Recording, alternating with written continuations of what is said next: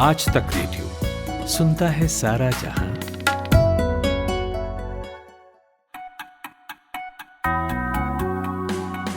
नमस्कार। 8 जून गुरुवार का दिन, यह है आज का दिन पॉडकास्ट। मैं हूं खुशबू कुमार। दक्षिण भारत में भाजपा को साथियों की जरूरत है और जेडीएस अपने घटते अस्तित्व को बचाना चाहती है। क्या यह मुश्किल वक्त दोनों को साथ ले आ पाएगा? भीतर खाने क्या बातें हो रही हैं? आज के दिन में सबसे पहले इसी की बात करेंगे। गृह मंत्री अमित शाह के दौरे के बाद भी मणिपुर आग में सुलग रहा है। क्यों राज्य में चीजें जस की तस बनी हुई हैं, ग्राउंड पर मौजूद रिपोर्टर से समझेंगे। और आखिर में बात होगी उन 700 भारतीय छात्रों की जिन्हें कनाडा भारत वापस भेजने की तैयारी कर रहा है। लेकिन अभी वक्त है 60 सेकंड्स हेडलाइंस का। सूरज कुमार से सुनिए। शुक्रिया खुशबू। समाजवादी पार्टी के सीनियर नेता सीपी राय आज कांग्रेस में होंगे शामिल। लखनऊ में कार्यक्रम। गौतम अडानी फिर बने एशिया के दूसरे सबसे अमीर व्यक्ति। मुकेश अंबानी टॉप पर। आरबीआई आज जारी करेगा ब्याज दर और महंगाई अनुमान। मॉनेटरी पॉलिसी मीटिंग खत्म होने के बाद आरबीआई गवर्नर देंगे जानकारी। टेस्ला भारत में जल्द शुरू करेगी कारों की मैन्युफैक्चरिंग। कंपनी का सबसे बड़ा मैन्युफैक्चरर है चीन। बालासोर दुर्घटना के 120 घंटे बाद भी 91 शवों की नहीं हुई पहचान। कांग्रेस ने पीएम और रेल मंत्री के खिलाफ एफआईआर की अपील। और पटना में 23 जून को होगी विपक्षी दलों की बैठक। जदयू राष्ट्रीय अध्यक्ष लल्लन सिंह बोले, राहुल गांधी और मल्लिकार्जुन खड़गे से मिल गई है सहमति।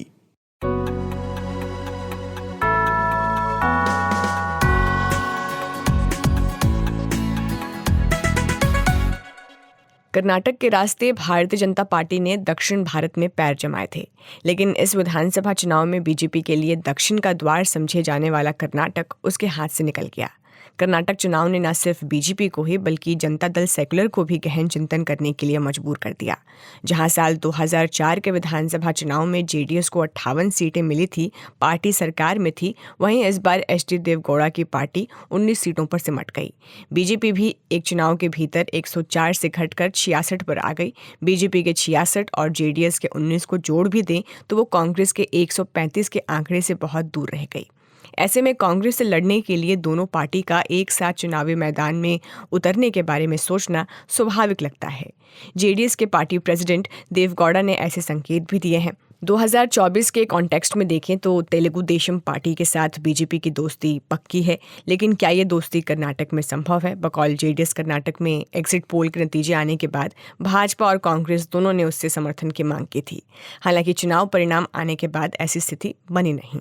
अब बातें लोकसभा चुनाव को ध्यान में रखकर शुरू हो गई हैं और देखना ये होगा कि क्या आगामी लोकसभा चुनाव के लिए भाजपा जेडीएस को अपने अलायंस के रूप में देखती है। इस सवाल को मैंने पूछा आज तक रेडियो रिपोर्टर हिमांशु मिश्रा से। देखिए, बिल्कुल भाजपा भी जो है वो जेडीएस को अपने अलायंस के रूप में देख सकती है, क्योंकि इससे पहले भी 2 बार जेडीएस और भारतीय जनता पार्टी का अलायंस हुआ है। 2007 में भारतीय जनता पार्टी ने जेडीएस के साथ अलायंस किया था और कुमार स्वामी को जो है मुख्यमंत्री बनाया था। लेकिन सवाल ये है कि जेडीएस की तरफ से जो है 4 सीटें मांगी जा रही हैं।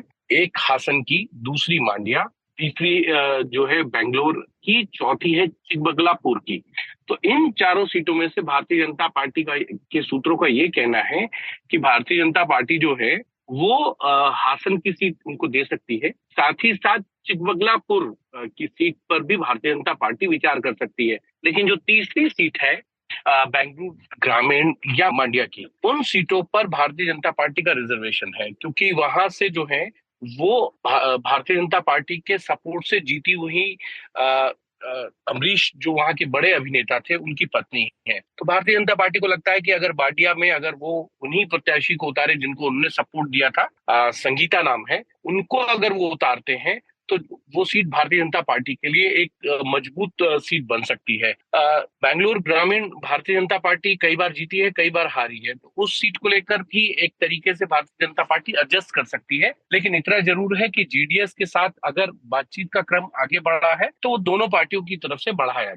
हिमांशु, जेडीएस जिसकी राजनीतिक जमीन चुनाव दर चुनाव सिकुड़ती जा रही है, उसके वोट शेयर लगातार गिरे हैं, तो ऐसे में वो भाजपा के साथ जाकर खुद को बचा पाएगी?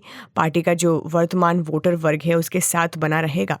देखिए, 2 चीजों पे आपको देखना होगा। 2018 में जेडीएस का वोट शेयर जो है 29 दशमलव से अधिक था विधानसभा में। 19 में वो वोट शेयर घट के जो है 9 दशमलव 6-7% रह गया। और विधानसभा में अगर देखेंगे 2023 के जो अभी विधानसभा चुनाव हुए हैं उसमें जेडीएस का वोट शेयर है 13% से के लगभग। तो ऐसे में जेडीएस का वोट शेयर गिरा है, इस पर कोई दो राय नहीं है। लेकिन भारतीय जनता पार्टी को ये लगता है कि अगर उनको कांग्रेस को कर्नाटक में कड़ी चुनौती देनी है और अपने 25 जो उनके मेंबर ऑफ पार्लियामेंट चुन के आए थे कर्नाटक के 2019 में से उस संख्या को बरकरार रखना है, तो उसके लिए उनको जेडीएस का साथ अगर नहीं मिलता है तो थोड़ी मुश्किल हो सकती है। क्योंकि पिछली बार कांग्रेस और जेडीएस मिलकर चुनाव लड़े थे, लेकिन भारतीय जनता पार्टी के पक्ष में एक तरीके से माहौल भी था और भारतीय जनता पार्टी ने 28 में से 25 सीटें जीती थी और एक सीट उनके समर्थित उम्मीदवार ने जीती थी मांड्या से।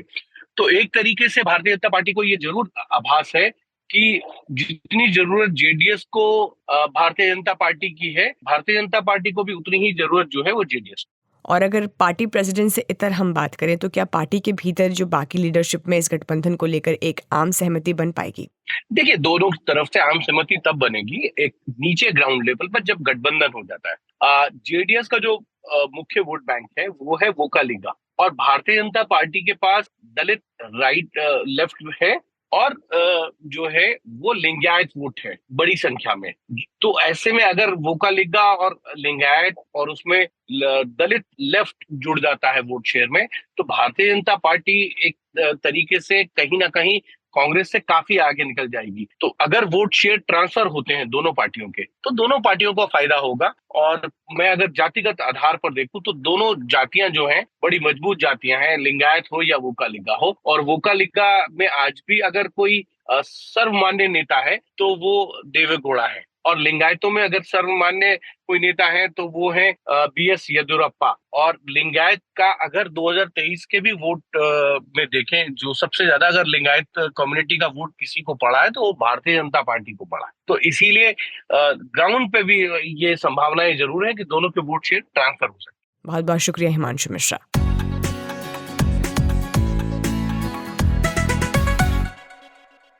केंद्रीय गृह मंत्री अमित शाह के मणिपुर दौरे को पूरा हफ्ता बीत गया है।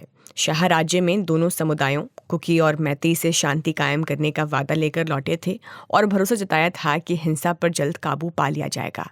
हिंसा की जांच के लिए हाईकोर्ट के पूर्व मुख्य न्यायाधीश अजय लांबा की अध्यक्षता में न्यायिक आयोग भी बनाया गया था। लेकिन हालत ये है कि मणिपुर की राजधानी इम्फाल में 3 दिन पहले हिंसक झड़प में करीब 2000 लोगों की भीड़ ने मां बेटे समेत 2 महिलाओं को जिंदा जला दिया। इसके वाबस्ता कल मणिपुर के कुकी समाज के लोगों ने दिल्ली में अमित शाह के घर के बाहर प्रदर्शन किया। वहीं हिंसाग्रस्त राज्य में 10 विधायकों के खिलाफ मणिपुर विधानसभा की विशेषाधिकार और आचार समिति ने शो कॉज नोटिस जारी किया है। इन विधायकों ने मणिपुर में सेपरेट एडमिनिस्ट्रेशन की मांग की थी। अमित शाह के दौरे के बाद अभी फिलहाल मणिपुर में क्या क्या हुआ है, ये जानने के लिए हमने बात की इम्फाल में मौजूद आज तक रेडियो रिपोर्टर शाश्वत कश्यप से। अमित शाह आने के बाद जो एथनिक कम्युनिटीज है, एथनिक ट्राइब्स है, उन लोग के बीच में जो पीस टॉक्स है अभी चल रहा है, पर अभी तक किसी भी कंक्लूजन में किसी भी सॉल्यूशन अभी तक नहीं आया है। और कल ही एक जो मणिपुर है एज ए होल, तो मणिपुर में 57 आर्म्स, 318 एम्युनिशन और 5 बम रिकवर हुआ था कल। जो सुगनु पुलिस स्टेशन है, ईस्ट सुगनु पुलिस स्टेशन है जो काक्शिंग डिस्ट्रिक्ट में पड़ता है, वहाँ से टोटल रिकवरी हुआ था। और total 868 arms and 11,518 ammunition recover हुआ था मणिपुर से। और जो कर्फ्यू रिलैक्सेशन किया गया है, कल जो नोटिस निकला था वहाँ पे 5 आवर्स तक कर्फ्यू रिलैक्सेशन दिया गया है और 5 वैली डिस्ट्रिक्ट में 10 घंटे के लिए कर्फ्यू रिलैक्सेशन दिया गया है। और ये 2 दिन के अंतर्गत ही जो 10 नगर एमएलए से वो मणिपुर से दिल्ली जाके अमित शाह जी को मिलने वाले हैं, जो उनके लिए जो एक उनका दूसरा एडमिनिस्ट्रेशन चाहिए उसका डिमांड करने के लिए। अमित शाह जी आने के बाद फिलहाल जो आर्मी का डिप्लॉयमेंट है, आर्मेड फोर्सेस का डिप्लॉयमेंट है और उनका जो प्रैक्टिस है, जो फोर्स है वो स्ट्रांग हुआ है। पर अभी ऐसा नहीं बोल सकते हैं कि मणिपुर में स्थिति अभी फिलहाल अच्छा है। मणिपुर में जो आर्मेड फोर्सेस है उन लोग का जो अभी कंडीशन है, उनका जो पावर देखी जा रही है, जो ऑपरेशन देखी जा रही है, वो काफी चल रहे। और जो दौरा अमित शाह जी आने के बाद उन लोग का ऑपरेशन फिलहाल सीरियस नोट में चल रहा है। पर ऐसा इंसिडेंट जो अभी जैसे जैसे नया इंसिडेंट निकल रहे हर दिन जाते जाते, तो हम लोग ऐसा नहीं बोल सकते कि अमित शाह आने के बाद जो वहाँ पे मणिपुर का स्थिति अच्छा हुआ है।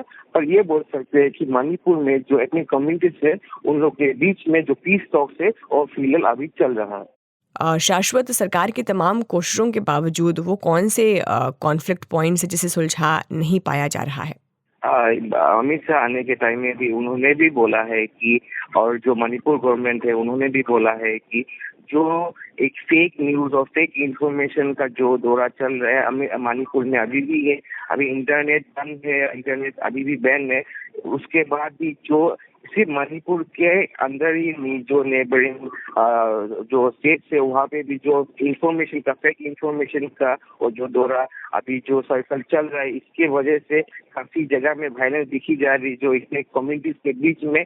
पर मणिपुर में अमित शाह जी आने के बाद ये ठीक हुआ है कि एटलीस्ट जो कंफर्म हुआ है कि जो जो मिलिटेंट इंसर्जेंट बैन ऑर्गेनाइजेशन है उन लोग ने अपना स्पोक्स पर्सन यूज करके उन्होंने बोला है कि they are still in their designated camps. उनका किसी भी ये चीज में हाथ नहीं है। पर जो जब हम लोग कम्युनिटी को पूछते हैं, कम्युनिटी बार बार बोलते हैं कि कम्युनिटी तो पीस मांगते हैं, पर जो गन्स का रिकवरी हुआ है जो कम्युनिटी ने बोला है गन्स उन लोग सेफ्टी के लिए चोरी हुआ था, उनका खुद का सेफ्टी के लिए चोरी हुआ था। ठीक है, अगर सेफ्टी के लिए चोरी हुआ है तो जो फायरिंग चल रहा था उन्होंने जो हिल डिस्ट्रिक्ट से आदमी लोग नीचे आके फायरिंग किया था, तो उन्होंने कहाँ से आर्म्स रिकवर हुआ था? वो तो पुलिस का नहीं था, आर्म्स तो चोरी हुआ था बाद में। तो अमित शाह जी आने के बाद लॉ एंड ऑर्डर टाइट हुआ है, पर अभी पीसफुल स्थिति में है ऐसा हम लोग नहीं बोल सकते। जी, और बीच में मणिपुर के कुछ विधायकों ने अलग अलग एडमिनिस्ट्रेशन की बात की थी, तो उनके खिलाफ नोटिस भी जारी किया गया है। क्या ये मांग हिंसा के दौरान उठी एक मांग है या राज्य में इसकी मांग के पीछे जनता का समर्थन भी है? अभी तक जो इनपुट्स निकला है, जो एमएलए है, अभी पहले 6 MLA are from NPS, 2 NPP से है और 2 बीजेपी से है। लोग जो अभी जो चाह रहे हैं कि उन लोग को डिफरेंट एडमिनिस्ट्रेशन चाहिए, उन लोग को एक 100 कोस नोटिस दिया गया है। उन लोग को 100 कोस नोटिस का जो आंसर है 46 आवर्स के अंदर उन लोग को 100 कोस नोटिस का रिप्लाई देना होगा। और जनता उन लोग के साथ है ऐसा तो नहीं बोल सकता, क्योंकि पहले तो ऐसा बात कभी भी नहीं निकला था। ये इशू ये एथनिक क्लैश होने के बाद ही ये पहली बार के लिए ये बात निकला है। पहले ऐसा डिमांड कुछ ऑटोनोमस काउंसिल या दूसरा एडमिनिस्ट्रेशन के लिए अभी तक डिमांड कभी भी मणिपुर में ऐसा नहीं हुआ था। कुछ किसी छोटा एथनिक ग्रुप्स ने दूसरा रीजन के लिए, दूसरा ऑटोनोमस काउंसिल के लिए पहले बहुत साल पहले उन लोग ने मांग किया था। और फिलहाल जो अभी जो प्रीवियस ईयर्स में अभी तक ऐसा बात नहीं निकला है। ये क्लैश होने के बाद ही ये नया बात निकला है कि उन लोग को एक डिफरेंट एडमिनिस्ट्रेशन चाहिए। बहुत बहुत शुक्रिया शाश्वत।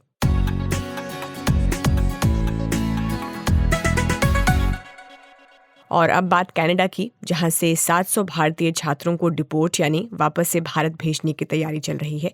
इसमें ज़्यादातर संख्या पंजाब के छात्रों की है। इन सभी स्टूडेंट्स को कनाडा सरकार की ओर से इमिग्रेशन नोटिस जारी किया गया है, जिसका छात्र विरोध कर रहे हैं। पंजाब के एनआरआई मंत्री कुलदीप सिंह धालीवाल ने कहा है कि सभी स्टूडेंट्स निर्दोष हैं और उनकी कोई गलती नहीं है।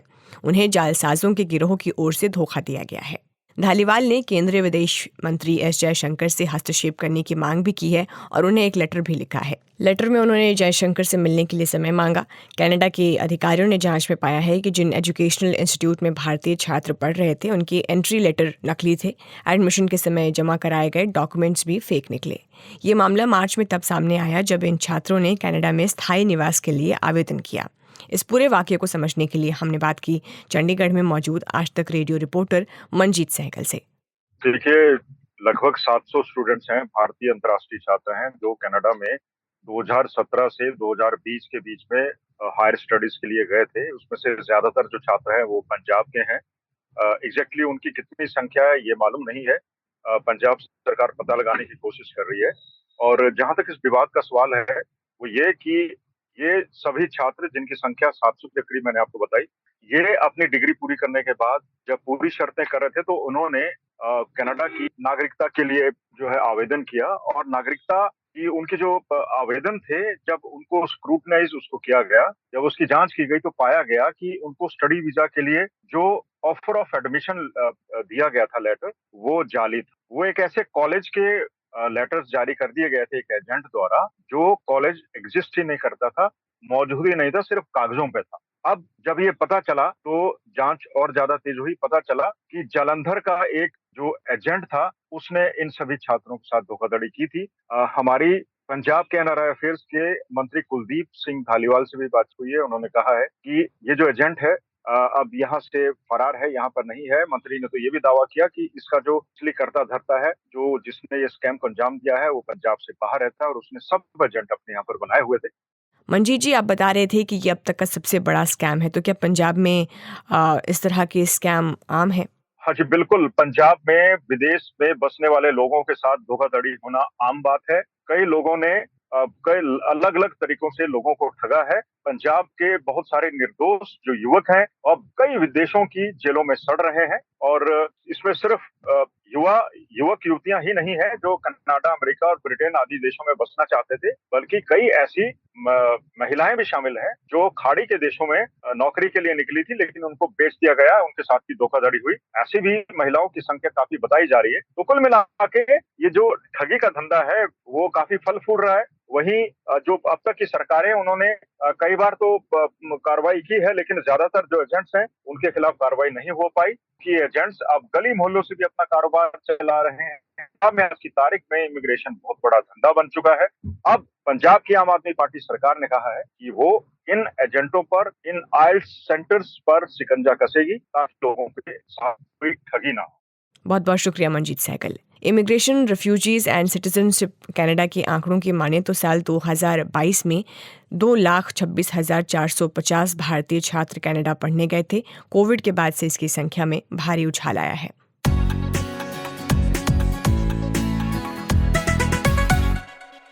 और अब चलते हैं सूरज कुमार के पास, जो कि सुबह सुबह उठकर कई सारे देश दुनिया के अखबार पढ़ चुके हैं। गुड मॉर्निंग सूरज। तो बताइए, सबसे पहले किस अखबार से आप शुरुआत कर रहे हैं? क्या बड़ी खबर छपी आज? गुड मॉर्निंग खुशबू। आज सभी अखबारों में आपको कल जो खेल मंत्री अनुराग ठाकुर और पहलवानों के बीच बातचीत हुई, उसको लेकर खबर दिखाई देती है और द टाइम्स ऑफ इंडिया भी उसी के साथ शुरुआत करता है कि रेसलर ने अनुराग ठाकुर से मुलाकात की और जो मुलाकात के बाद निष्कर्ष ये निकला कि 15 तक पुलिस की जांच चलेगी और 15 तक जो प्रदर्शन है, जो आंदोलन है, वो सस्पेंड रहेगा, वो तब तक स्थगित रहेगा। मांगे मान ली गई हैं। 30 जून को नए WFI चीफ का इलेक्शन भी होना है। पायनियर अखबार में एक खबर यह है कि गुरुग्राम में मेट्रो विस्तार के प्रस्ताव को मंजूरी मिली है। प्रधानमंत्री की अध्यक्षता में आर्थिक मामलों के संबंधी जो मंत्रिमंडल समिति है, उसकी बैठक की गई थी और उसमें इसे हरी झंडी दिखाई गई है। इसको नव भारत टाइम्स ने बहुत अच्छी तरीके से अपनी लीड स्टोरी ली है कि ओल्ड गुड़गांव की नई मेट्रो लाइन का स्वागत है। एक नक्शा भी इन्होंने बनाया है कि कैसे हुडा सिटी सेंटर से होते हुए सेक्टर 48, सेक्टर 101, पालम विहार, साइबर सिटी से होते हुए ये पूरी लाइन गुजरने वाली है। और कल मीटिंग में सिर्फ यही नहीं हुआ खुशबू, BSNL को कैसे उभारा जाए, उसका रिवाइवल कैसे किया जाए, उसको लेकर भी कल सरकार ने 89,000 करोड़ का पैकेज दिया है 4G और 5G के लिए। और इस पर कल हम लोगों ने दिन भर में बात भी की है। इससे इधर एक खबर और है जनसत्ता से कि JNU से 2 छात्राओं के अपहरण की कोशिश है। पुलिस ने एक आरोपी को गिरफ्तार किया है। वहीं कोल्हापुर, महाराष्ट्र के कोल्हापुर में टीपू सुल्तान और औरंगजेब की तस्वीर को लेकर बवाल हो गया। दरअसल छत्रपति शिवाजी की पुण्यतिथि के बाद मुस्लिम समुदाय के कुछ लोगों ने अपने व्हाट्सएप स्टेटस पर औरंगजेब, टीपू सुल्तान की तस्वीरें लगाई, वीडियो लगाई, उन्हें हीरो बताते हुए, और यही हो गया वायरल। जिसके बाद कल जो हिंदू संगठन हैं वो कल हजारों की संख्या में सड़कों पर उतरे। उसके बाद दोनों समुदायों के बीच पत्थर चले, लाठी डंडे चले, फिर पुलिस ने एक्शन लिया। अभी 19 तारीख तक धारा 144 कोल्हापुर में लागू कर दी गई है और इंटरनेट सेवाएं भी बंद है। लोकसभा चुनाव से पहले विपक्षी एकता की बैठक के लिए नई तारीख का ऐलान हो गया है। ये खबर मैं सूरज भास्कर पर पढ़ रही थी। ये बैठक अब 23 जून को होगी। पहले खबरें आई थी पिछले हफ्ते की जो बैठक है, जो 12 जून को होनी थी, वो टाल दी गई थी कुछ वजहों से, जिसमें एक रीज़न तो यही था कि राहुल गांधी अमेरिकी दौरे पर थे, वो उपलब्ध नहीं थे और और भी कई दलों के नेता जो हैं वो उपलब्ध नहीं थे, इसलिए बैठक टल गई थी। इसकी जानकारी जो है वो जदयू के राष्ट्रीय अध्यक्ष ललन सिंह ने दी है और ये मीटिंग जो है 23 जून को पटना में ही होगी। और कांग्रेस से राहुल गांधी और राष्ट्रीय अध्यक्ष मल्लिकार्जुन खड़गे ने अपना समर्थन इस बैठक को लेकर दे दिया है। हालांकि अखबार ये लिखता है कि तेलंगाना के सीएम केसीआर जो हैं वो इस मीटिंग में शामिल नहीं होंगे। जी खुशबू, और बालासोर हादसे का अगर अपडेट देखें तो 120 घंटे से ज़्यादा हो चुके हैं इस घटना को और अभी भी 91 शवों की पहचान नहीं हो सकी है। और ऐसी कई डेड बॉडीज़ हैं जिन पर एक से ज़्यादा परिवार दावा कर रहे हैं। कई लोग हादसे के बाद से लापता हैं, जिनकी तलाश में उनके परिजन अस्पताल और पुलिस स्टेशन के चक्कर काट रहे हैं, लेकिन कुछ हासिल नहीं हो रहा। कांग्रेस के स्पोक पर्सन अजय कुमार ने पूरी घटना के लिए प्रधानमंत्री नरेंद्र मोदी को जिम्मेदार बताया है और रेल मंत्री अश्विनी वैष्णव को इस्तीफा देने के लिए कहा है, जो वो कहती आ रही है। इसके अलावा मनीष सिसोदिया कल 100 दिन के बाद लगभग 3.5 महीने बाद अपनी बीमार पत्नी से मिलने पहुंचे। 7 घंटे की उन्हें जमानत मिली थी। हालांकि पत्नी ने ये आरोप लगाया है कि जब उनकी मुलाकात हो रही थी उस दौरान दिल्ली पुलिस उनकी बातें सुन रही थी। इसके अलावा पूर्व NCP zonal director Sameer Wankhede की याचिका पर बॉम्बे हाई कोर्ट में आज सुनवाई होगी। कार्डेलिया क्रूज ड्रग्स केस में 25 करोड़ की रिश्वत मांगने का उन पर आरोप है और इसी की जो सुनवाई है वो हाई कोर्ट में चल रही है। इसके अलावा एक अपडेट जो मैं बताऊं खुशबू आपको कि गौतम अदानी फिर से एशिया के दूसरे सबसे अमीर शख्स बन गए हैं। नंबर 1 पर अभी मुकेश अंबानी है। अगर दुनिया में सूची देखें तो सबसे अमीरों की सूची में उनका नाम टॉप 20 में 18वें नंबर पर आता है। और खुशबू, हिंदुस्तान टाइम्स के पहले पन्ने पर सबसे लास्ट में एक स्टोरी है WTC फाइनल में। कल भारत और ऑस्ट्रेलिया का पहला मुकाबला हुआ और अखबार लिखता है कि ऑस्ट्रेलियाई बैट्समैन ने पहले दिन डोमिनेट किया क्योंकि भारत ने दुनिया के नंबर 1 टेस्ट गेंदबाज को टीम में जगह नहीं दी। रविचंद्र अश्विन फाइनल मैच नहीं खेल रहे हैं और इस पर कल सुनील गावस्कर ने भी कमेंट्री करते वक्त सवाल उठाया, जिसका वीडियो काफी वायरल भी हुआ है। अदालतों को न्याय का मंदिर सूरज कहा जाता है क्योंकि यहाँ पर हर जगह से लुटा पिटा हारा जो इंसान है वो इन्हीं अदालतों के दरवाजे पर न्याय की आखिरी उम्मीद के साथ पहुंचता है। लेकिन इन्हीं अदालतों में अगर खून खराबा, कत्लेआम, मारपीट होने लगे तो फिर आप क्या ही कहेंगे। और अब तो ये बात जो है वो आम हो चली है। कल ही खबर आई कि यूपी की राजधानी लखनऊ की कोर्ट में गैंगस्टर संजीव माहेश्वरी उर्फ संजीव जीवा की हत्या कर दी गई। खबर में अभी फ़िलहाल द पायनियर पर पढ़ रही हूँ। कोर्ट के गेट पर ये वकील के पोशाक में बदमाश घुसे थे और इन्होंने जीवा पर ताबड़तोड़ गोलियां चलाई और उसे उसी वक्त मौत के घाट उतार दिया। इस फायरिंग के दौरान एक सिपाही और एक बच्ची भी घायल हुई है। अस्पताल में उन्हें भर्ती कराया गया। हालांकि द पायनियर अखबार लिखता है कि वो दोनों अभी फ़िलहाल खतरे से बाहर बताए जा रहे हैं। हत्याकांड की जांच के लिए SIT भी बना दी गई है और 1 हफ्ते में ये जो रिपोर्ट है वो सबमिट करनी होगी। और एक कार्यक्रम था कल टाइम्स ग्रुप का ही, उसमें OpenAI के CEO सैम अल्टमैन आए थे और उन्होंने ये कहा है कि AI खतरनाक नहीं है जैसा कहा जा रहा है। भारत को इससे मदद मिल सकती है। उम्मीद है रोबोट से प्यार नहीं होगा, ये सैम अल्टमैन ने कहा है। अगर विदेशी खबरों पे आए तो सऊदी क्राउन प्रिंस से अमेरिकी विदेश मंत्री ने मुलाकात की है। इजराइल से नॉर्मल रिलेशन पर बातचीत है। ऑयल आउटपुट भी अहम मुद्दा है, जो कि BBC की एक स्टोरी में देख रहा था। इसके अलावा कनाडा के जंगलों में अब तक की सबसे बड़ी आग लगी है। 33,000 स्क्वायर किलोमीटर में यह आग फैल गई है। जितना बड़ा बेल्जियम है उससे भी बड़ा इलाका है और करीब 1.25 लाख से ज्यादा लोगों ने अपना घर छोड़ दिया है। इस कारण 1.25 लाख से ज्यादा लोगों ने। और जांच एजेंसी के सामने पाकिस्तान के पूर्व प्रधानमंत्री इमरान खान की पत्नी पेश नहीं हुई। 1 दिन की मोहलत और दी गई है। 60 अरब रुपए के घोटाले हुए हैं और उसमें इमरान खान संग उनकी जो पत्नी है बुशरा, वो भी आरोपी है। Thank you so much Suraj.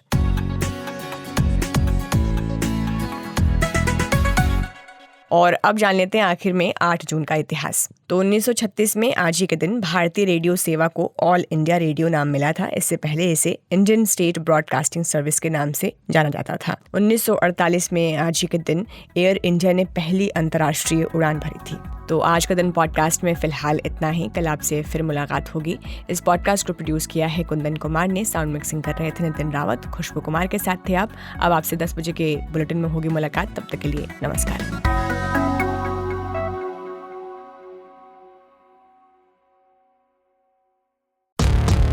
The World Test Championship Final, India's second shot at a coveted title against Australia. It doesn't get bigger than this. The sledging room is as excited as you are.